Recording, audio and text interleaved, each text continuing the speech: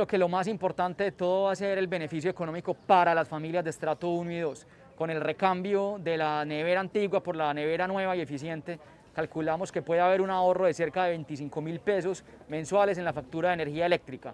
Y en materia ambiental, si logramos hacer estos recambios en un periodo de 10 años, se podrían dejar de emitir más de 200.000 toneladas de CO2.